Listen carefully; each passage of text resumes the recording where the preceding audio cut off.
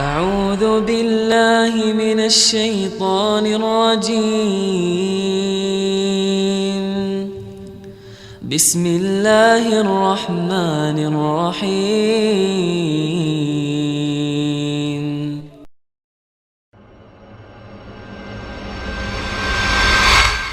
Penyakit yang membuat pemuda menjadi lemah. Ya. Tentu saja kita bahas ini apa lemah? Ya, bisa lemah fisik ataupun lemah imannya, lemah hatinya bisa. Ya. Karena hati ini bisa membuat fisik jadi lemah. Ya. Kita bahas yang membuat jadi lemah. Yang pertama, ini yang membuat pemuda ini jadi lemah ini. Poin pertama ini, pemuda kurang kegiatan positif dan terlalu banyak waktu luangnya. Ini sumber terbesar kerusakan pemuda, katanya Syekh Utsaimin dalam buku beliau. Ya, sumber kerusakan pemuda terbesar adalah kurang kegiatan positif dan waktu luang. Ya, kenapa? Saya bawakan di situ pernyataan dari Ibnu Qayyim ya. Ini kaidah emasnya, wa nafsuka in asgol taha bil haqi wa illa askoluka bil batil. Yang namanya jiwa kita ini, kalau kita tidak sibukkan dengan kebaikan, pasti disibukkan dengan keburukan. Tidak ada tengah-tengah. Tidak ada tengah-tengah. Ini kaedahnya ulama, kaedah psikologis. Sebenarnya kaedahnya ulama tuh banyak. Kaedah psikologisnya banyak deh. Nanti saya bawakan beberapa. Hanya saja kita kita jarang buka ya. Jarang buka kaedah ulama. Bacanya malah bagaimana katanya katanya Napoleon gitu ya. Katanya Yomin siapa gitu ya, filsuf dan sebagainya. Padahal ulama sudah banyak sekali ilmu-ilmu psikologisnya. Banyak. Kita tidak pernah buka cuma ya. Atau malah tokoh-tokoh fasik ini ya, perkataan artis gitu ya, sesuatu dan sebagainya itu ya, dihafal malah ya. Padahal ulama banyak kata-kata emasnya banyak. Nah, ini salah satunya buat pemuda ini katanya.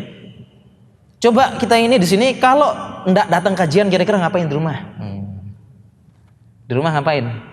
Facebookan jelas. Ya enggak ya? Facebookan gitu kan ya. Atau yang lain, atau main kemana? Ke internet gitu ya.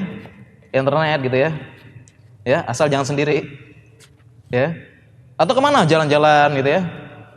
Karena enggak ada ini. Kalau kita enggak di sini kira-kira ngapain di kos? Atau tidur-tiduran kan? Atau minimal melakukan hal-hal yang sia-sia, enggak bermanfaat. Iya kan? Min husnil islamil mar'i tarkuhu ma la ya'ni. Salah satu dari kebaikan ya seorang Islam adalah meninggalkan yang tidak bermanfaat baginya, baik dunia maupun akhirat ya. Ngobrol-ngobrol dan sebagainya, ngobrol tidak jelas. Ya. Jadi ini kuncinya. Pemuda ini kuncinya. Cari kegiatan positif dan jangan sampai ada waktu luang. Makanya kalau kita lihat ya pemuda-pemuda sini ya, yang ngebut-ngebutan di jalan ya. Kemudian apalagi nyoret-nyoret tembok. Apalagi ya, atau cari perhatian, cari eksistensi ngapain? Ya, rambutnya. Ya, rambutnya disemir naik ke atas ya dan sebagainya, pakai baju aneh-aneh, ngebut-ngebutan di jalan. Kenapa? Cari perhatian intinya, eksistensi nyari perhatian. Tapi caranya salah caranya. Dan waktu luangnya nggak ada. Kerusakan pemuda di sini nggak ada waktu luang. Karena itu kita butuh ya, pemuda butuh ya mengisi dengan waktu yang positif. Bagaimana caranya? Caranya adalah dengan membuat program dan target. Jadi kita ini diajarkan dalam Al-Quran harus punya target. Ya ayyuhallazina amanu taqullaha faltanzur nafsum ma qaddamat ligot. Maka wahai muslimin, orang beriman, faltanzur, perhatikanlah apa yang akan kamu kerjakan besok. Ini ilmu psikologisnya. Kalau kita disuruh buat apa? Disuruh buat program dan target. Kuncinya ya, disuruh buat program dan target. Makanya antum di sini mahasiswa ya, sama kayak dulu mahasiswa, target saya harus punya target dan program. Ya, faltanzur nafsum ma qaddamat ligot. Kita lihat apa nanti program kita ke depan. Ngapain kita ke depan? Direncanain, harus direncanain, itu perintah Al-Qur'an. Makanya antum semua, kita semua harus punya target. Saya selama kuliah di Jogja, TOEFL saya harus 600. Target. Saya selama di Jogja harus bisa bahasa Arab. Selama kuliah 4 tahun saya harus hafal 30 juz kalau misalnya. Gitu ya. Saya selama di Jogja ini ya harus hafal hadis arba'in lah minimal. Punya target-target positif. TOEFL 600, kenapa? Saya pengen sekolah di luar negeri nanti. Ya, harus punya target begitu. Saya misalnya kuliah apa ya? Misalnya kuliah IT, saya harus bisa selama di Jogja saya harus buat suatu program yang bagus. Atau selama di Jogja ini saya harus apa ya? Harus pernah buat kajian di panitia, buat kajian di sana di Maskam yang menggemparkan. Saya pengen buat. Ada kenang-kenangan lah cerita nanti kan. Atau minimal pas datang alumni kan saya dulu gini kan gitu ya, cerita lah, ada pengalaman kan. Harus punya target. Dan target ini ada jangka pendek, jangka panjang, dan jangka pendek, jangka menengah, jangka panjang. Harus punya semuanya. Kalau bisa punya diary itu ya. Jadi diary itu juga jangan cuma istrinya curhat aja ya. Tadi pagi ya kecemplung got masuk, astagfirullah. Ya. Tadi pagi saya ditolak, astagfirullah. Jangan cuma itu doang, perlu ditulis kalau perlu ditulis. Tulis target saya jangka pendek, jangka menengah, jangka panjang. Jangka pendek saya begini, saya punya auto 6 bulan. 6 bulan saya harus bisa minimal bahasa Arab. Ya, punya begini dan sebagainya.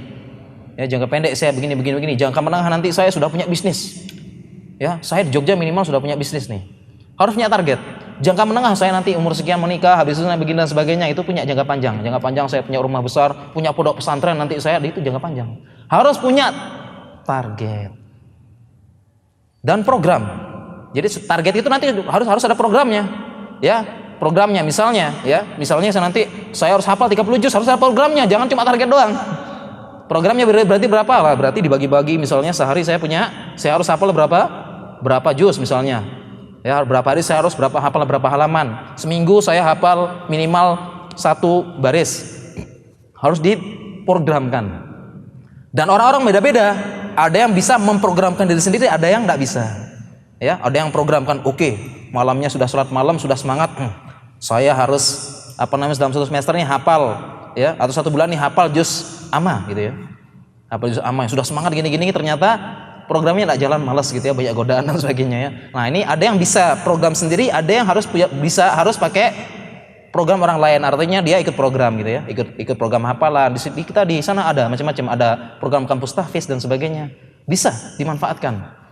Harus punya program, jadinya sampai rumah tulis semuanya programnya. Target saya apa? Harus punya target dan program itulah kegiatan positif kita.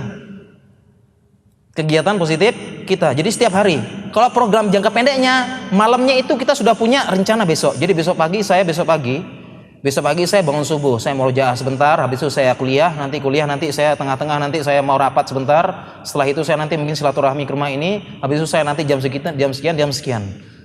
Ya, fal tanzur nafsu makna. Perhatikan besok kita ngapain. Jadi malamnya itu kita sudah punya gambaran besok kita ngapain.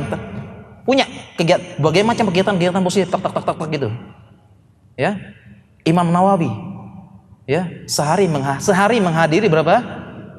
Belasan majelis ilmu. Imam Nawawi. Ya, luar biasa beliau. Imam Nawawi ini luar biasa sekali ya.